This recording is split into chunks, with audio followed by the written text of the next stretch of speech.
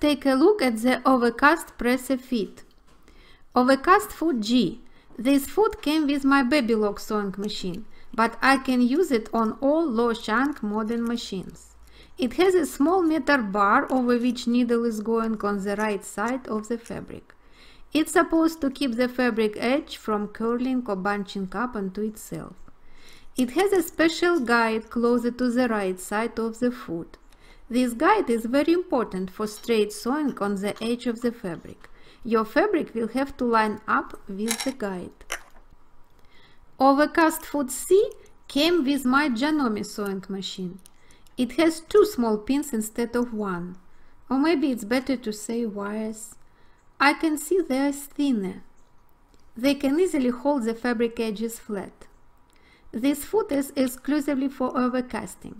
It has this small brush that effectively prevents skipped stitches on the raw fabric edges. Overcast Foot M is also from my Janome. This foot is specially designed to simulate professional style overlocking.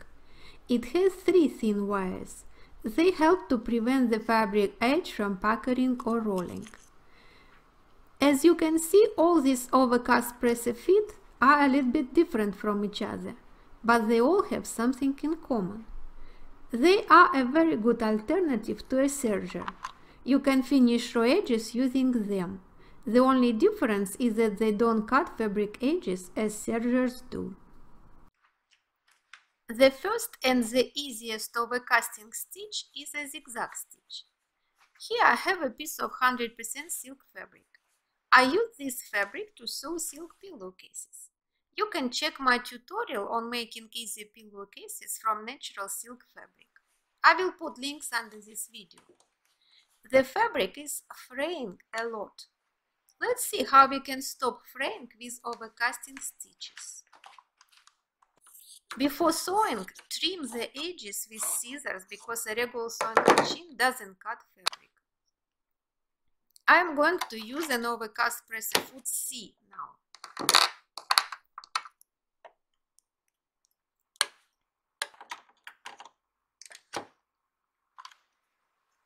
Position the fabric with the edge of the fabric running against the guide of the foot.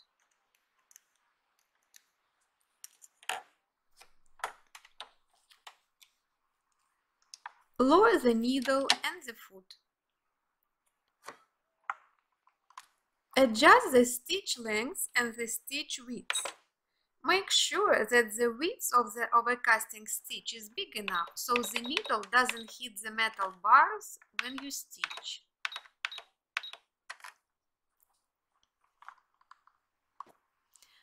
Start sewing slowly to make sure the needle doesn't hit the metal bars on the presse foot. Or you can use a hand wheel for a couple of stitches in the beginning. Test your settings on scrap fabric. You will notice that the needle is going slightly over the fabric edge.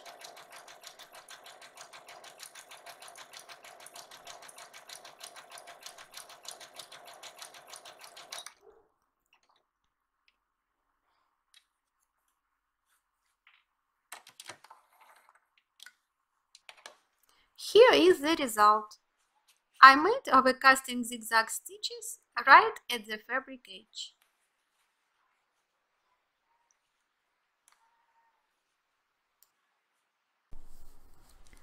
Now let's do the same zigzag overcasting stitch with another similar presse foot G, which came with my Babylog sewing machine, but I will use my Janome 6600 sewing machine.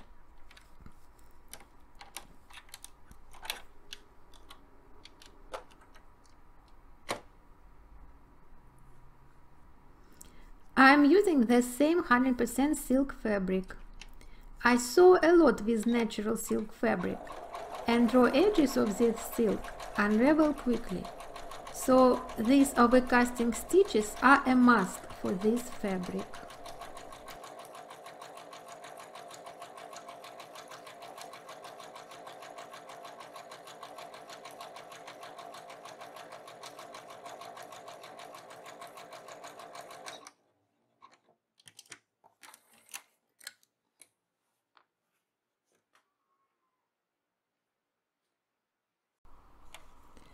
So, we saw how our casting stitches work for silk fabric.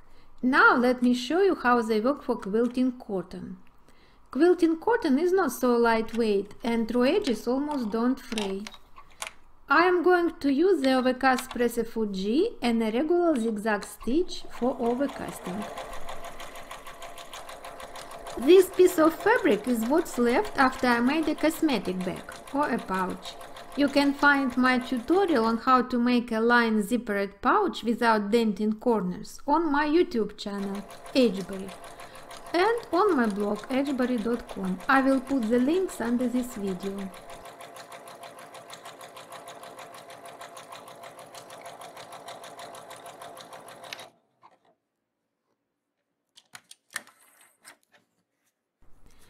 As you can see, overcasting stitches sewn over quilting cotton look more uniform than on silk fabric.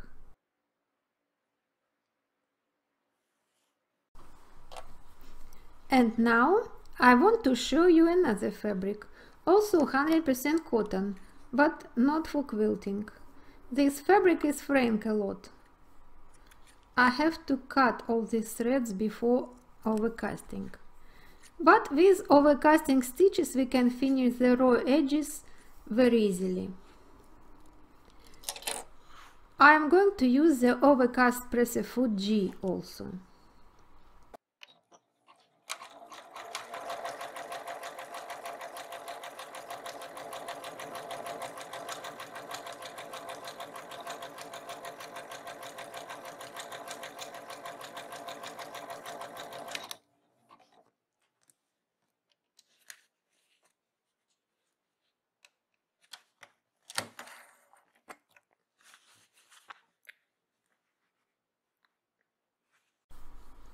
I hope you can see that different fabrics behave differently with overcasting stitches, but also settings for different fabrics need to be adjusted. In this video I want to show you bed stitching. For this clip I used again 100% silk, shantung, which was left after I made an interesting embroidered pillow. You can see a tutorial on making this pillow on my blog. I will put links under the video. Look what happens if stitch settings are not right for your fabric. And after I changed the settings, overcasting was done quite well.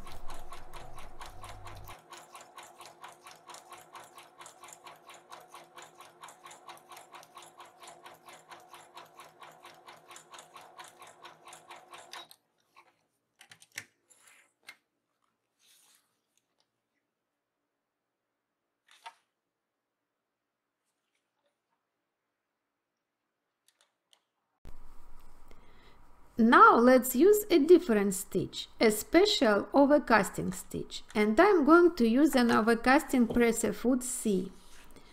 This stitch is working better with thicker fabric because these overcasting stitches are going back and forth, as you will notice. For this test I used pink cotton gabardine fabric, which is medium weight fabric, maybe closer to heavy weight though. Trim the fabric edges before putting the fabric in the machine for overcasting.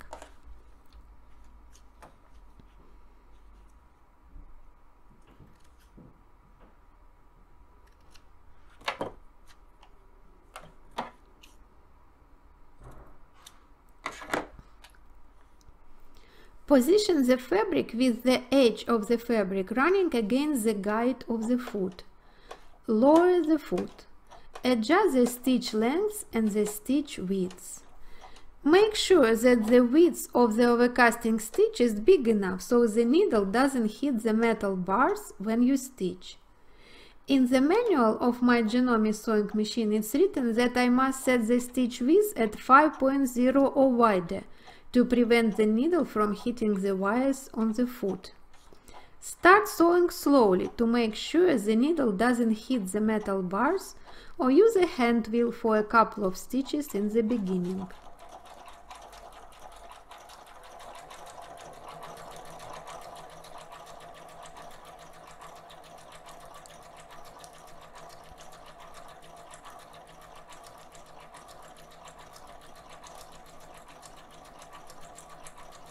You will notice that the needle will be going slightly over the fabric edge. Test your settings on scrap fabric.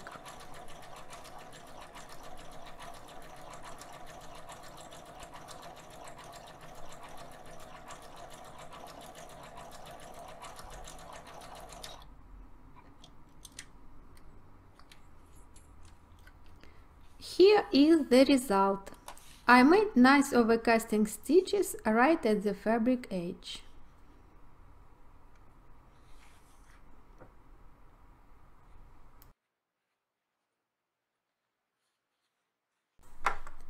I can tell you that you can use overcasting stitches right after you cut your pattern pieces, before making any seams. Or you can make the necessary seams first and overcast after that. It works fine, but it's better to keep your seam allowances wider than the presser foot width. And it works better if you don't need to open seam allowances flat.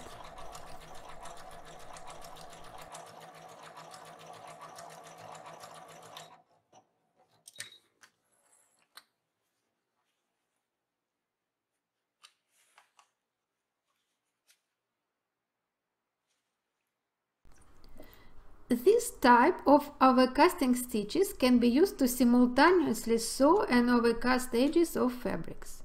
Usually we can do it when we don't need to keep seam allowances open flat, and it usually works well with knit fabric. Let me show you how it works with lightweight rayon knit fabric. The fabric is very stretchy and it keeps its stretchiness after sewing with overcast stitch. I had 6 yards of this fabric and made different garments with it.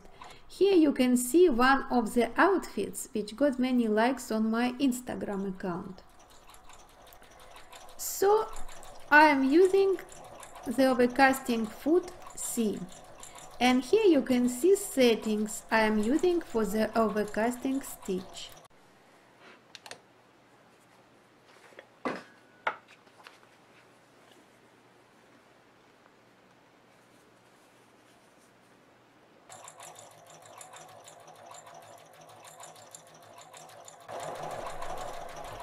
As you can see, the seam is not really perfect. It's a little bit overstretched because the fabric is lightweight and because the stitch goes back and forth, back and forth.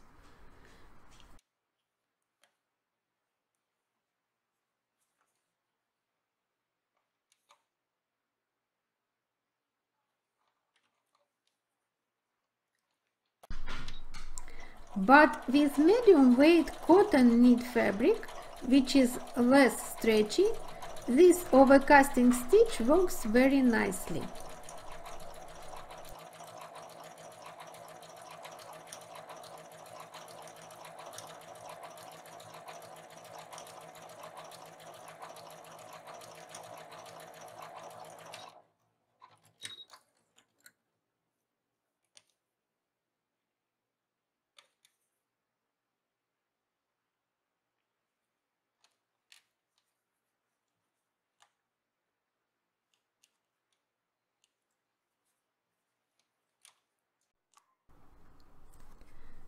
The next type of overcasting stitches is called double overedge stitch in my sewing machine manual. These are the settings of my Janome machine. They say it's good for fabrics that tend to fray extensively, such as linens and gabardines.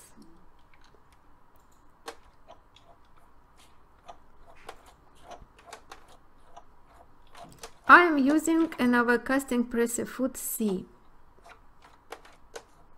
2 rows of stitches are simultaneously sewn over the fabric edge to prevent the fabric from fraying.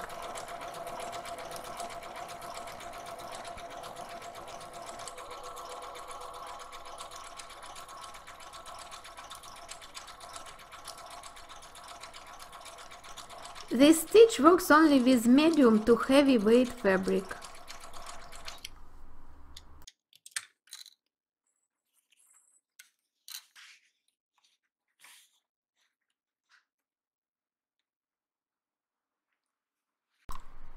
The next type of overcasting stitch is an overlock stitch. This stitch finishes the raw fabric edges very similar to a serger. These are the settings of the sewing machine you need to use. It's necessary to use foot M for this stitch.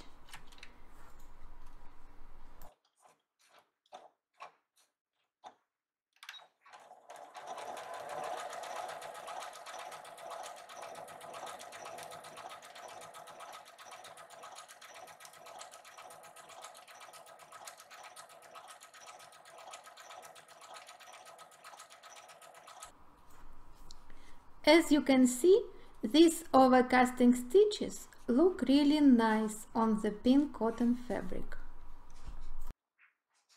But overcast press-a-fit and overcasting stitches can be successfully used not only for finishing raw fabric edges. Let me show you some other types of fabric finishes. You can make very nice rolled hems using a zigzag stitch and an overcast foot. Here I am making the rolled hem with the press-a-foot G using my white 100% silk fabric.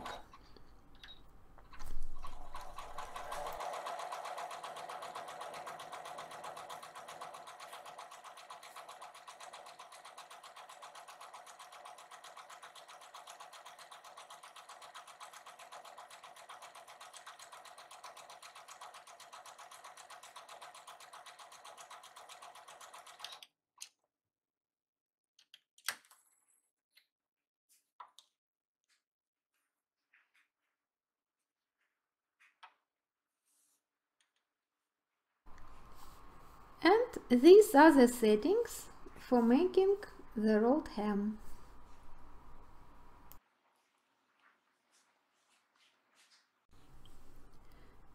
Here you can see the rolled hem with press-a-foot G also, on the 100% silk charmeuse.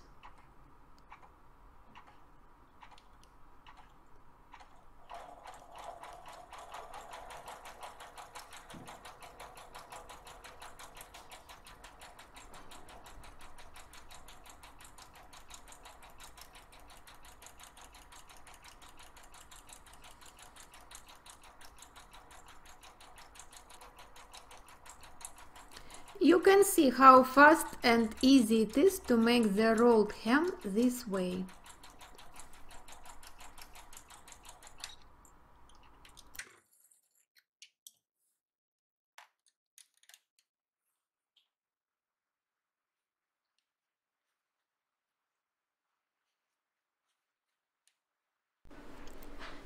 Now let's try to make rolled hem on 4-way stretch rayon.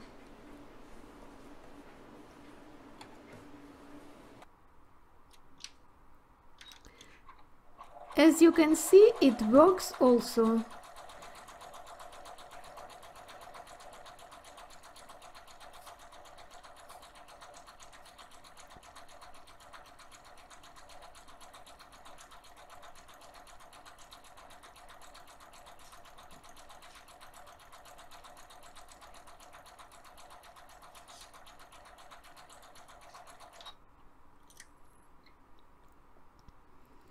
I think this kind of rolled hem is called a lettuce hem, right?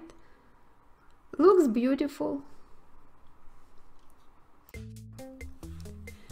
You can also make pin tucks with overcasting press-a-fit to embellish clothes. It's very easy to create beautiful stitches parallel to each other at regular intervals.